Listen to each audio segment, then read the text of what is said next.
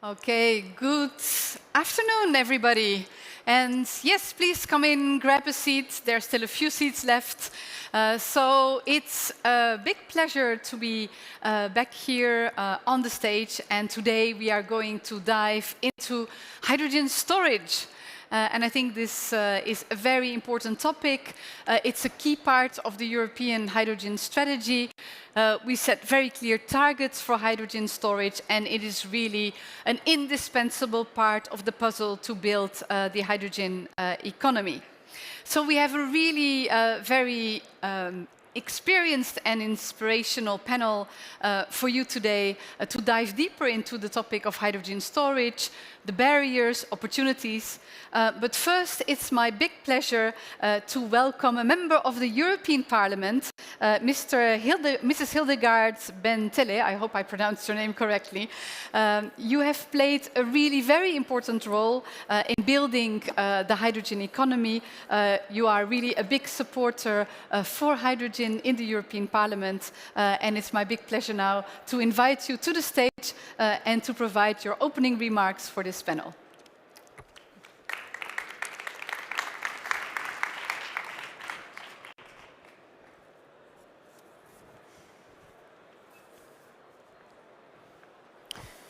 Distinguished guests, esteemed colleagues on the panel, ladies and gentlemen. It is a great honor to join you today at the Hydrogen Week to address a crucial topic for Europe's energy transition.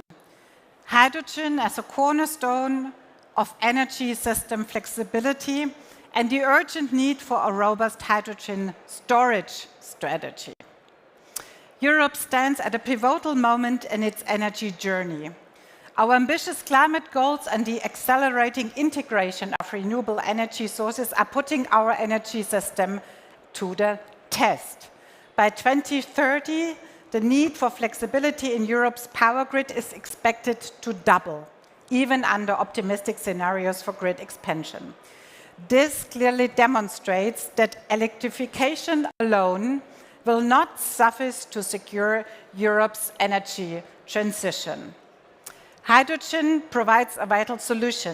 As an energy carrier, hydrogen has the unique capability to address the limitations of an electricity-only system. Whether through short-term grid balancing, medium to long-term energy storage, or ensuring a clean and reliable energy supply, hydrogen complements renewables and strengthens our energy resilience. Crucially, Europe's existing natural gas infrastructure offers us a unique opportunity. Many of these facilities can be repurposed into underground hydrogen storage sites with relatively modest investment. By leveraging these existing assets, we can reduce costs, optimize investments, and accelerate the deployment of hydrogen across the continent. Moreover, underground hydrogen storage holds unparalleled potential to enhance Europe's energy security in an increasingly volatile geopolitical landscape. As recent global events have underscored, ensuring reliable energy supplies is critical to our resilience. Hydrogen storage can bridge gaps between fluctuating renewable energy production and steady energy demand, mitigating supply disruptions and price volatility. With sufficient storage capacity, Europe can optimize domestic hydrogen production while accommodating imports, creating strategic reserves to protect against scarcity risks. By embracing underground hydrogen storage, we can secure a stable energy supply for industries, transportation, and power generation, making Europe less dependent on external energy sources and significantly bolstering our energy independence. However, the development of hydrogen storage infrastructure is lagging behind. Regulatory barriers, a lack of political prioritization, and inadequate financial incentives are holding us back. As a member of the European Parliament, I'm proud of the Parliament's hydrogen strategy, which has laid the groundwork for advancing hydrogen integration across Europe. But now I think the ball is in the Commission's court to take decisive action. The 2020 EU hydrogen strategy must be revised and updated to reflect the critical role of storage, addressing existing gaps, and accelerate investment in underground hydrogen storage. This European Hydrogen Week provides a unique opportunity to shape this updated strategy. Together, we can use this platform to address the challenges, exchange innovative ideas, and forge the alliances needed to overcome them. By doing so, we will lay the foundations for a resilient, flexible, and decarbonized energy system that meets Europe's ambitious climate and energy security goals. Ladies and gentlemen, the road to climate neutrality requires both courage and innovation. Hydrogen storage is not a luxury. It is a necessity to ensure the flexibility and stability of our future energy systems. Let us work together to double Europe's energy system flexibility, scale up hydrogen deployment, and position Europe as a global leader in this transformative field. The work we do here today is vital to shaping that future. Thank you for your attention. I look forward to the discussions ahead. Thank you very much, Hildegard, and please have a seat. It's now also my big pleasure to welcome our other panelists to join here on the stage. So I would like to invite Mr. Philipp Steinberg, the Director General for Economic Stabilization, Energy Security, Gas and Hydrogen Infrastructure, that's a long title, at the Federal Ministry of Economic Affairs, Climate Action, Government of Germany. Philipp, very much welcome here. Then I would like to welcome Mrs. Charlotte Roule, Executive President of StorEnergy, to come to the stage. Very big welcome, Charlotte. And then last, but no, we are not yet last, because we also have Willemien Terpstra, CEO of GasUnie. Big welcome. We're all in green. We're all in green. Look at this. It's amazing. And last but not least, Mr. Dimitri Koufos, Head of Sustainable Business, Industry and Agriculture of the EBRD. Dimitros, warm welcome to you as well. And yeah, we are a bit color-coded, and that is not coincidental, of course, on the screen. I would like to start, Hildegard, by you. I mean, you've played a very important role, and thank you again, in the European Parliament as an advocate of the European hydrogen strategy, also the approved gas package. But we would like to hear from you. Do you think there's now anything missing still in the regulatory framework for hydrogen, or have we done our job and can we focus on implementation? Well, there are still things missing. That's true. There is still a need for the definition for criteria. But I think mainly we have to look into implementation. And it's about the infrastructure, of course. It is about, about the projects we have to bring across. It's about the demand of the end consumers, which we have to stimulate. So we have to make the whole thing fly, because we were very much focusing on regulation. So I'm more in the second term also in the European Parliament and for the new Commission on the implementation side. We need to create a momentum, because I think it's a crucial phase. Many final investment decisions are being taken now, and they need to have the impression and have the trust that hydrogen is still a priority and that we really want to scale up, that we as Europe want to be a technology leader. And if we do not show it by concrete projects, which are flagship projects, which are really running, if we do not produce quantities of hydrogen also in Europe now, and if we do not start with the core grid, then there's a lack of visibility. And I think this is very crucial to show this in a very short notice. Very good and very clear message indeed. We need to show implementation and flagship projects. I would like to move to you, Philipp, because it would be interesting to hear your perspective also from the German side. So what is happening in Germany? What is the role of hydrogen? And what is happening in Germany when it comes to developing hydrogen storage capacity? Yeah, thank you very much indeed. Well, there's quite a lot happening in Germany. Some things we wouldn't have needed, I think, from at least from an administration side. But we still have a government, and obviously it's difficult to look into the future. But I would say it's quite. I would dare to say that the hydrogen will remain high on the priority side. Hildegard Bentele just said that as well, regardless of what kind of majority we will have after the elections of the 23rd of February. On hydrogen, you know that, I mean, we have a national hydrogen strategy, as many countries have. We have just released an import strategy, which is quite important. And actually, I could just second Hildegard urging. I think it's important now. Of course, we all know we need the trinity. We need demand, supply, and infrastructure. In order to have demand and supply, we need good regulation, stable regulation. And of course, we need support schemes, at least for a transitory period, because of course hydrogen, as of now, is more expensive than gas. And I think we are rolling out in Germany and Europe really like quite important support schemes in Germany. I mean, I think our flagship program is the Carbon Contract for Different scheme, a double-digit billion envelope of support for decarbonization of the industry. We have also our support within the IPCEI scheme, the important projects of common European interest, thanks to the Commission.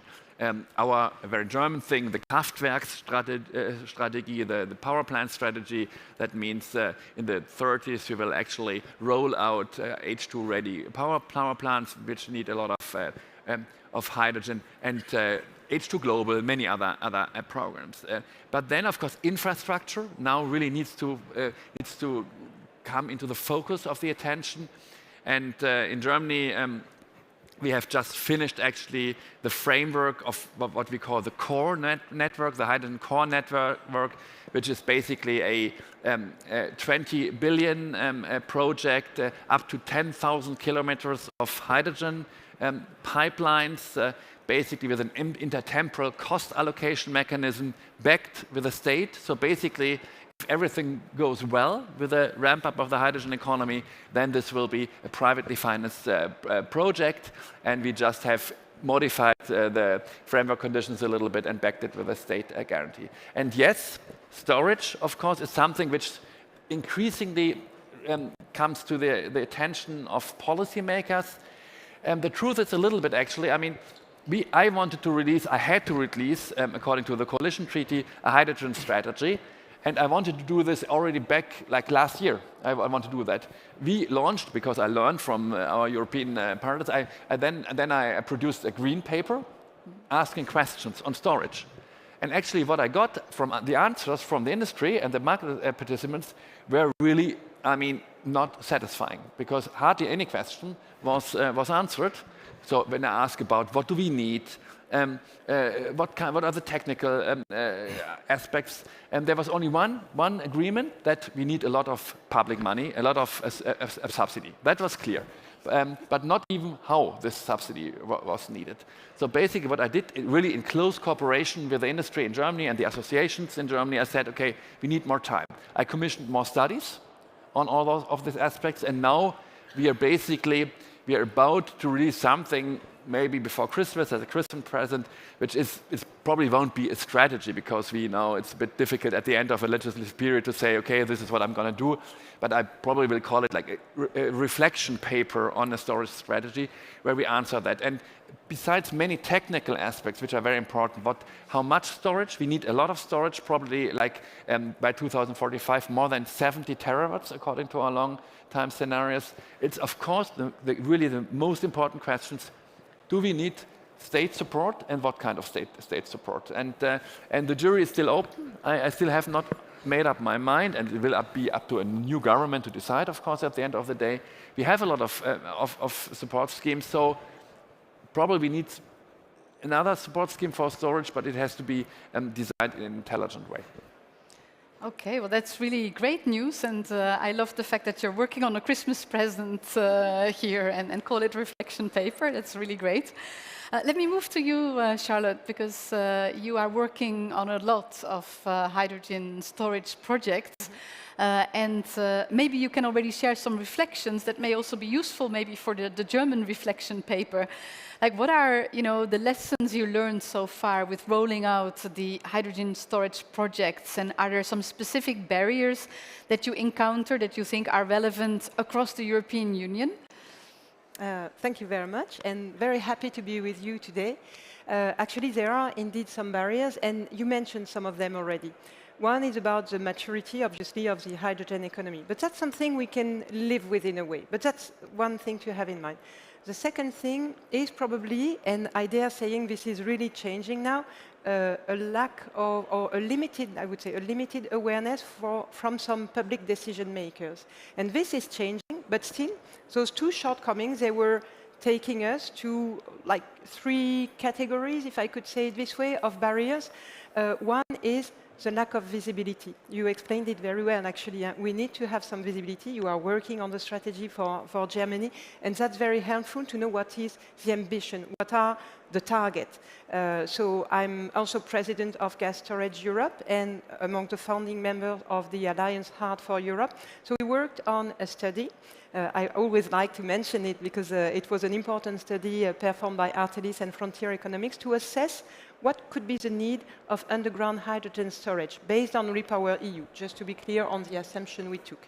And so from 9 terawatt-hour of projects that are in the infra map currently, we observe that we should need, if we want to reach Repower EU objective, 45 terawatt-hours. So that's a huge gap. You may discuss the gap, but that's still a huge gap. And how do we address that? So we have the question of visibility. We have the question that you mentioned as well about permitting. What do we do about permitting processes, approval processes? And we have also a question about technology, which is an important one. That's why we are working already on some projects. And I will take one example, which is a hipster project, the R standing for replicable, because we want to be able to replicate. And with this one, and I will tell you so much more after that, so but I just don't want to steal the word to everybody all the time. But we are going to do 100 cycles in 3 months. This is just to give you a teaser about underground hydrogen storage, which is not the same asset as underground gas storage. So it is an important asset, but it is contributing to the flexibility of the energy system as a whole, and notably for the electricity system as well. So quite important, some barriers, but really some promises as well, and a big willingness from our side, a big ambition to go further. Okay, great. Well, thank you. And of course, we are looking forward to hear even more. I think as we are all in agreement, we need also some flagship projects on hydrogen storage. But let me now turn to you, Willemien. From the Gasunie perspective, what are your views on hydrogen storage? How can it help to balance the hydrogen transport network? Yeah, and so maybe in general, I think I get very positive vibes here in the sense that we all agree that you need an integrated energy system, and where both electrons and molecules play a pivotal role. And we've done a study in the Netherlands, and any scenario you look at, the conclusion is you need both.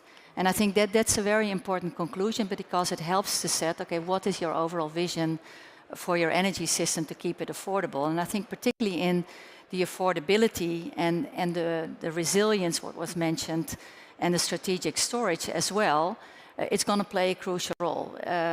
You said it plays a role not only for what was for gas only, but it plays for the electricity system. Because if you have hydrogen next to, for example, offshore wind, you can utilize much more electricity. And today, just to number, because I happen to notice for the Netherlands, already 1,500 hours sun and wind is turned off because we don't have the capability. That's over close to 2.5 months, and it's only increasing. So that's where hydrogen can play a role. But also on the transportation, so how do you keep it affordable? Because on the one hand, you can repurpose your assets, and then if you link it to the transport, to the storage, you have, of course, the base load that you would need for industry, for steel and power, for the flexibility of the energy system. So when either there's too much sun and wind, so you can fully utilize your sun and wind renewable electricity, but also when there's not enough, so that flexibility in the energy system. And another important piece, which we haven't touched upon yet, it helps you safely operate your transportation network. So it's really an important link in developing the whole hydrogen economy, so to speak. Okay, that's really great, and indeed, I think the flexibility of the energy system is indeed very important. Of course, we also need investments into this, and that brings me very nicely to you, Dimitros, because I heard that the EBRD committed to the green financing of a ratio of 50% by 2025. So that is really a great commitment from your side. How do you see the financing of hydrogen storage? Does it fit in your strategy, and will you be making money available for this? Yeah. Can we get it? Did you bring it? Of course. I don't have the luggage here in front of me, but if you want, we can talk about it in the back. All right. So, first of all, we've made a commitment that 50% of our annual business volume will be classified as green, right? I mean, this is capital expenditure. By the end of 2025, we already hit the target. We're at about 55–60% year, and currently we're revising our new strategy. We'll be coming forward with our new strategy sometime early next year, which will be a little bit more ambitious than that, and will be a little bit more focused. With that focus, we're aiming to identify some key areas of the low-carbon transition that play a critical role, such as hydrogen. Now, we are a development institution. We have, of course, operations in the EU, but our primary mandate is outside the EU. And considering that the entire value chain that we're trying to develop, not only the storage, but also the transportation, the logistics, all the associated infrastructure around that is global. We want to try and bring in the global perspective into the hydrogen value chain within the EU. The analogous to consider is the fossil fuel, right? The fossil fuel infrastructure is a global infrastructure. It's about a 20 to 25 trillion asset-based infrastructure, which is huge, right? And despite the fact that the challenge is daunting to transform that into a clean hydrogen or renewable, it has been done in the past. You know, in the 1900s, I don't know if anybody remembers, the entire economy was horse-based, right? And then the new cars came in, and by 1925, you could not even find one horse in New York or Boston or London. So within a generation, everything disappeared. We're in a similar situation. So I'm very optimistic. Now, for us particularly then, putting into that global perspective, we have three key pillars of our impact and engagement. The first is the policy work that we do in some of the countries that we do. For example, we're actively involved in Egypt. We supported them in developing a low-carbon hydrogen strategy. We're actively involved in Jordan, in Morocco, in Azerbaijan. The political involvement supports us in articulating a strategy that each country can provide and how that integrates into the most promising initial markets, which is the EU or otherwise.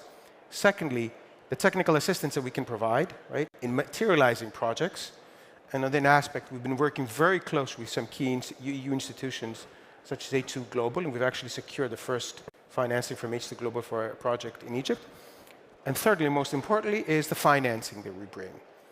We have quite a few financing instruments at our availability in some of the key countries. And there are basically three levels. The one is the guarantees that are usually from the Commission, which are InvestEU or EFS guarantees, right, which provide a lower risk profile on our debt capacity. The second is the grant elements from the entire international donor finance community that can make the projects a little bit more sweet and support the investment decision. And the third element is the large capital expenditure grants, right, which are those for the flagship first-of-a-kind projects for which we have the ability to support them. But you know, our arsenal is not limitless, right? We have our limitations, but we're looking very forward much to deploying the first projects. As I said, we're actively looking in Morocco, in Tunisia, in Egypt, and in Jordan, and we're actually concluding our first green ammonia, large-scale green ammonia project in Egypt in cooperation with H2 Global. So we're looking forward very much to the continuation of this work as the EU considers opening up its markets. For us, the key would be the international markets that DG Energy is putting forward, and we're very much looking forward to how we can play a role in that. Great. Well, thank you, Dimitri. I think that sounds really very promising. I will get back to you later on with some follow-up questions there. But I would like to first go back to you, Hildegard, because I really think, you mentioned we need to focus now on implementation. But when it comes to, ensuring that in European Union we have this flexibility of the energy system, would it be useful to have some binding European targets on energy storage? Well, I read this study carefully you were mentioning, and I knew about the 45 target. Well, I mean, it is a usual practice that we work with targets in the European Union. But I remember myself saying once, I have enough of targets. First, we should reach targets before defining new targets. But it's true, we do not have a target for storage. So, I mean, this is what I said. We should come together and think about it if this could give an incentive. If we set ourselves a target and then identify, where are the places that we can focus also on that. But I would like to do this together with you, with the practitioners, and not to do it like on my screen or in the Commission's desk, So if this is an instrument which is viable, I would take it up from this Hydrogen Week and put it forward. But we have now a momentum because we have a new Commission about to come into place, so we can discuss new ideas. And if we agree that this might help to have a target, I would like to take it up. But let's see at the end of the discussion. I think you mentioned also that, it might be helpful to have some targets we are setting ourselves. But I think in terms of energy security, because this is what I tried to actually introduce into our discussion, because we did a lot of targets with regard to climate neutrality, but I think we have a different discussion now. And this is what we have seen from this gas storage, how important it is. And also, since we will have a decrease in gas demand, we'll have more empty pipelines and more empty, gas storages. So we should really think about to use them and not to leave this infrastructure, just there. So, and that's why it might be interesting to also talk about a target. But I'm pragmatic, so I will just wait until the end of our discussion and maybe until the end of this Hydrogen Week, what comes up. Okay, great. Well, thanks for the very pragmatic approach. I think that is already really very reassuring. So let's continue. I mean, I think, Philippe, you had some reaction when the word targets were mentioned. From a German perspective, what do you think? Just to start with this statement, I think personally and in the ministry, we don't have a position on that. Having said that, I would be skeptical on targets. Because what we need. Because it's. I wouldn't know how to define them. We have in our long-term scenarios. We have, of course, projections what we probably need. But of course, it's dependent on so many things. It's dependent on how much interconnectors do we have. How is the pipeline system developing? How is the demand developing? And frankly, it's. And this is really. This is not my level deciding it. This is really like above my pay grade.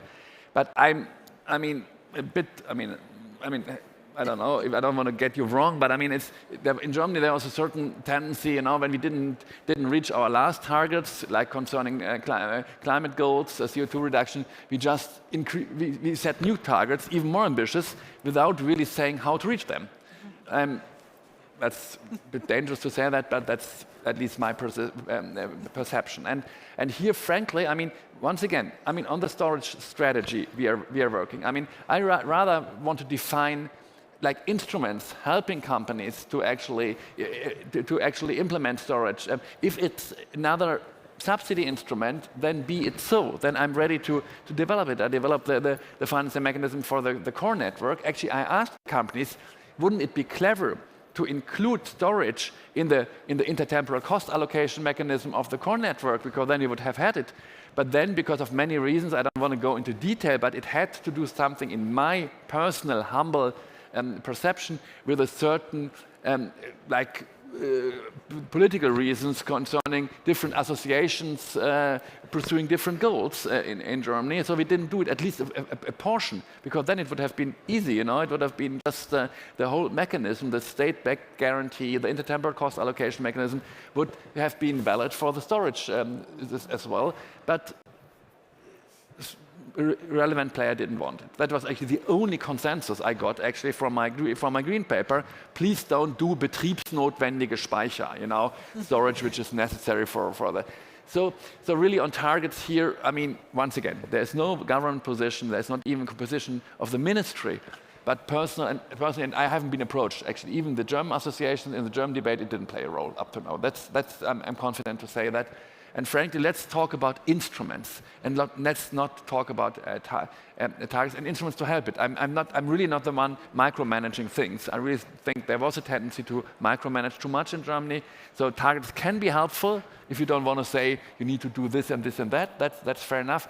But I mean, we have enough targets, and storage needs to play a role in order. Yeah, we need flexibility, of course.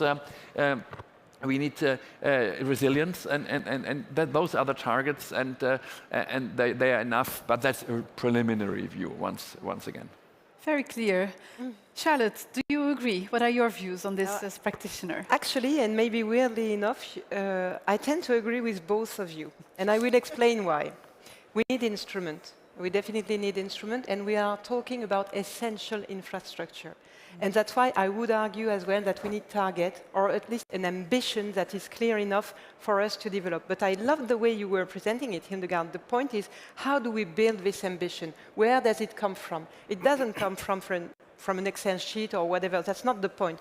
Let's work together and clarify what are the needs, where do we address them.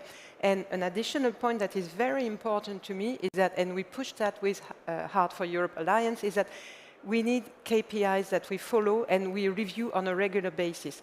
What is probably a less good idea, to phrase it relatively positively, would be target and that's it. No, we need regular checkpoint to see where we stand. Did we achieve what we were supposed to achieve? Where is the development of the hydrogen economy? And more importantly, because we are talking about essential infrastructure, but at the same time, you mentioned affordability. You mentioned security of supply. We are in this situation where we do need also gas infrastructure, and we need to organize an orderly transition. So we want to be able to convert so that we manage affordability as much as possible in this energy transition, which is coming and which really we called for. But at the end of the day, we are not putting at risk security of supply for Europe. And I think this delicate exercise calls for instrument, indeed, but also targets that are co-built and certainly with regular checkpoints that we see all together and we draw consequences from. Okay, but maybe I just have a follow-up question for you, because I mean, you're very diplomatic, you agree with both speakers. Of course. But if I would ask you, a yes/no question. That would be a yes. Yes. Yeah. Okay, thank you. That's very clear. Willemien, over to you. So if I might comment on that, I think, of course, a lot of good points being said. I think we all say, okay, we have the vision, we know we need it. Of course, how it's currently structured, we really run the risk, is that because now all the countries start to develop legislation, that you get really a patchwork of subsidies and regulations, etc. And for example, if you look at GasUnie, we have a project in the Netherlands, Highstock. We have a project in Germany, and our customers and energy doesn't think that way, right? The customers serve a market. Energy travels across borders, so I think that's a really big watch out. How do we make sure that we don't get to that patchwork? But then I'm very pragmatic. By first, I mean setting a target, let's first get something going. And how do you get something going? It's really around the de-risking. We know that storage takes a very long time. We see it with our projects in the Netherlands. I think on average you have to count on about 15 years. And permitting takes anywhere between 6 to 8 years. So we always have, of course, the struggle. The market is not there yet. And we know the lead time for these storages take a very long time. So that's why you need to de-risk. And you need to help companies to take those decisions, because we all agree you don't only need storage for just managing the hydrogen system. You also need storage to manage the electricity system. And that's where it plays a key role. What I always find a nice example to kind of give the size and the amount we're talking about, why it's so critical, is that, for example, if you have an LNG vessel, I know this is fossil and hydrogen is different, but it gives a little bit of perspective of molecules versus electron. That is about the same of 20 million car batteries. So the whole energy and how much storage you can generate, and also the space, which is of course a big topic in the Netherlands. You need the storage, but you have to help people to de-risk it. And the other thing what I see is that because it's new, regulators are nervous about giving the permitting, is that I think also from a European perspective, we need to help and encourage the national regulators when we do these tests, both in Germany, in the Netherlands, in France, that we cross-share that data so we can learn, because now every country on its own is developing its own data, and the regulator only relies on their own data, and it means we're not getting forward and it takes more time. So we are, as GasUnie, are very willing to share our data, and we offer that, and we truly hope others are going to do that, and hopefully governments and EU can support us in that. Well, excellent, and thank you for this really European approach. I think this is really also music to my ear as representative from the European administration.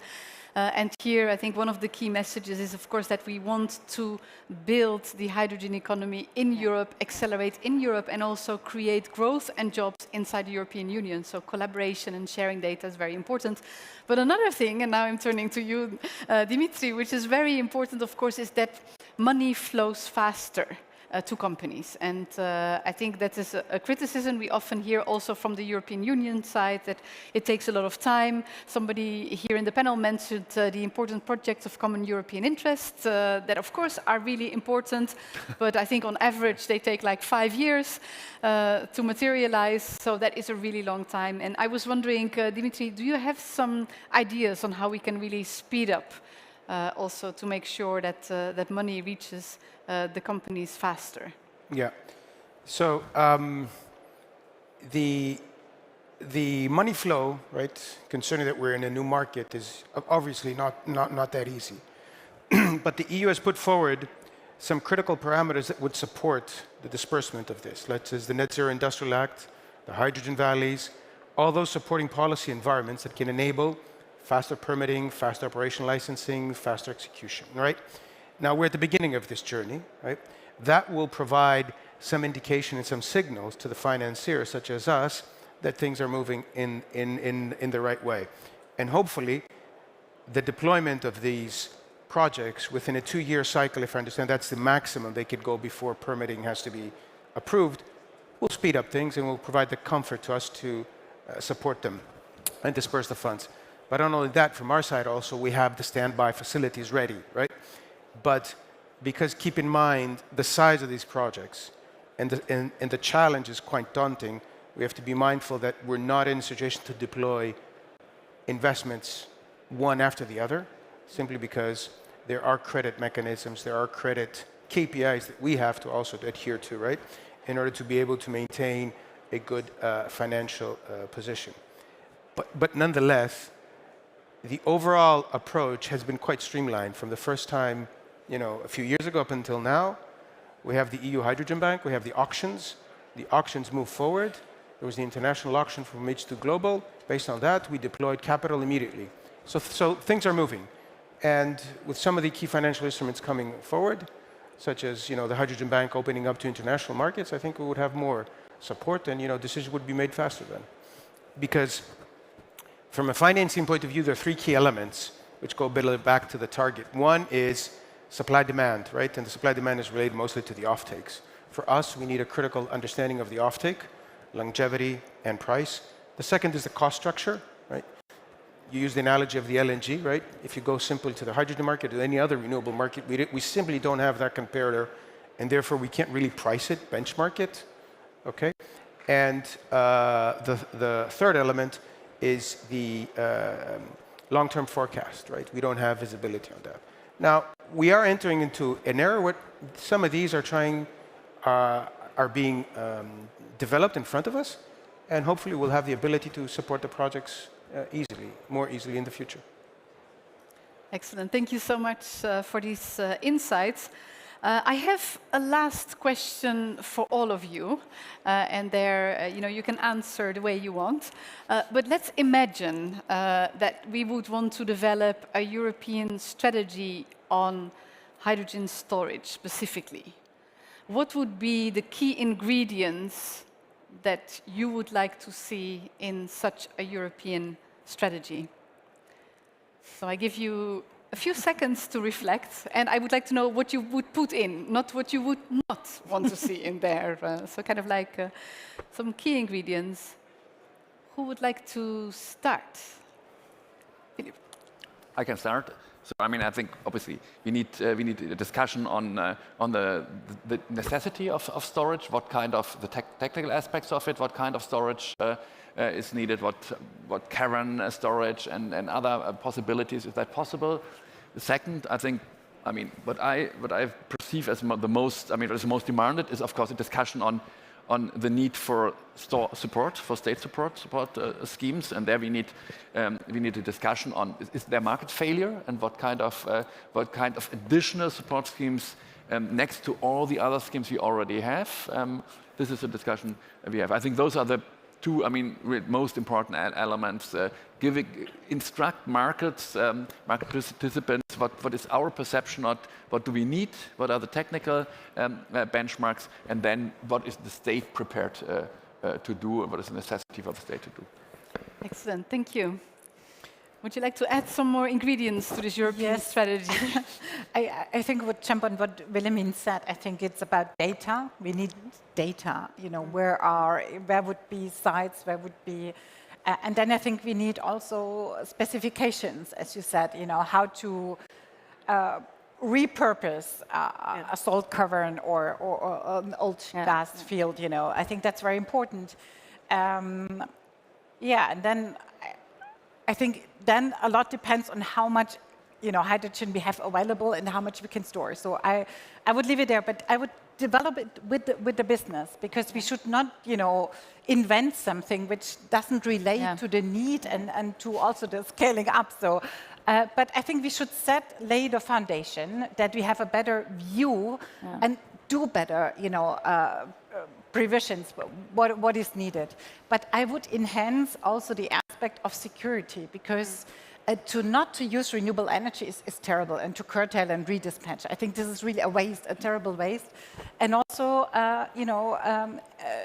the molecule part, we need to keep it up, because we can see also from this new security situation we are in that we need to put more emphasis on this resilience part than we did in the past, which also should guide our funding, I think, at the end. We can also justify it better if you think more about energy security. Thank you. And beside data, or based on data, I think what we need to have in mind is flexibility. What do we want? What do we need in terms of flexibility in the energy system in Europe? And how affordable can it be if we get a comprehensive view on the energy system with dynamic indicators, if you like, with interlinked modeling. That's very important to understand how all this fit together and how we can make it work. So flexibility, affordability for sure, to make the most also of the renewable energy system, because we want it. So that's quite important. And then the instruments that you were mentioning are important. Last point, the checkpoints, regular checkpoints.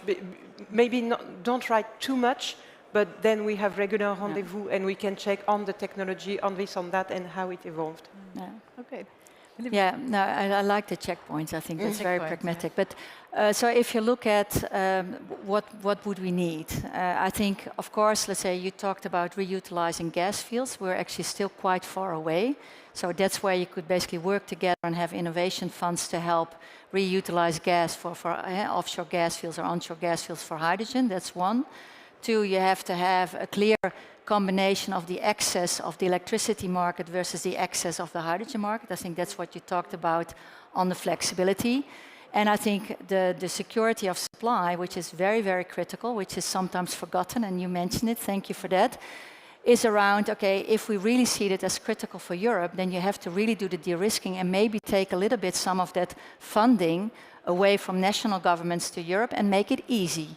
Because my experience when you go to European funding, it's not my hobby, let's put it like that. It takes a lot of time. We really need to simplify that. And I think the US with IRA did a very good job, very simple. I think that's what we need to look for in the European regulation. Yeah. That's a very clear message, and of course that can be part of the strategy. Simplify funding. Absolutely, yeah. Yeah, from my side, very quick, I think the issue of European hydrogen strategy is just one question, right? Do we want it for security reasons and geopolitical reasons, or do we want it for market reasons? If we want it for geopolitical and security reasons, then we just do it, right? We've done it with the gas storage. Gas storage before the geopolitical events was like 20, 30% all across Europe. Now it's 80+%. We had the gas infrastructure. We did it.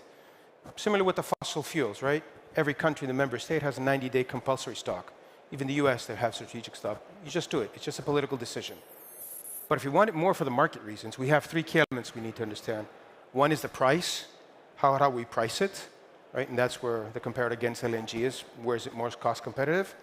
The second is the supply-demand balance, right? Do we have an understanding of the supply-demand balance? Where is it coming from and how we meet it? And the third element is the assets. And to develop the assets, that takes a little bit of time. So once we have those 3 elements in place, then we have a market of how these targets can be addressed on the storage side. But it will take a bit of time.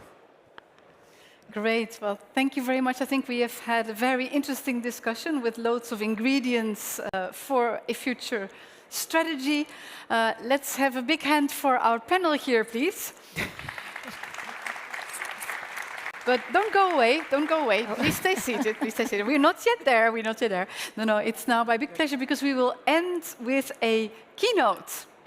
And it's my big pleasure to invite on the stage the State Secretary from the Norwegian Ministry for Trade, Industries and Fisheries, Mr. Thomas Norvoll.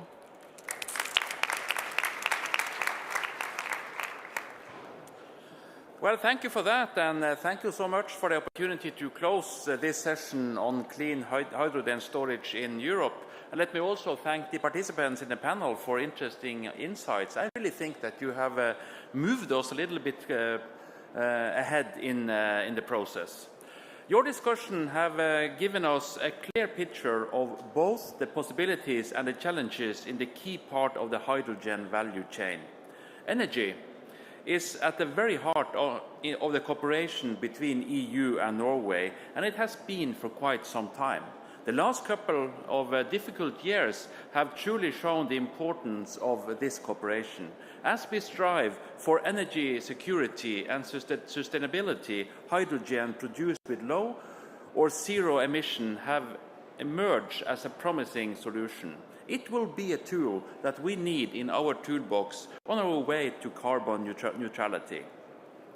For this to happen, the production and the offtake side have to be established at the same time, as well as infrastructure for transportation, distribution, and, as you have made very clear today, storage.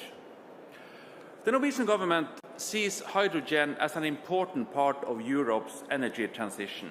The market for hydrogen in Europe is in an early phase. There are both technical and commercial challenges ahead. We will do our part in promoting hydrogen produced with zero or low emission as a climate solution, and we are well on our way. I think in the short and medium term, blue hydrogen can be an important contribution to the establishment of a functioning hydrogen market. We hope to play an important role here.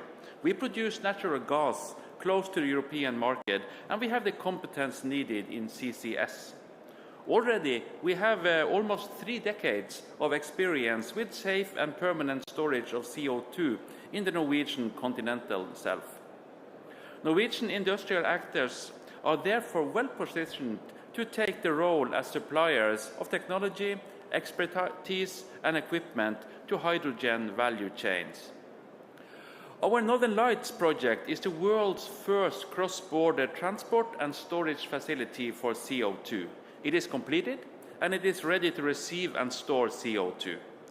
Cross-border CCS projects will be a key for scaling up CCS and for mitigating climate change at the lowest possible cost.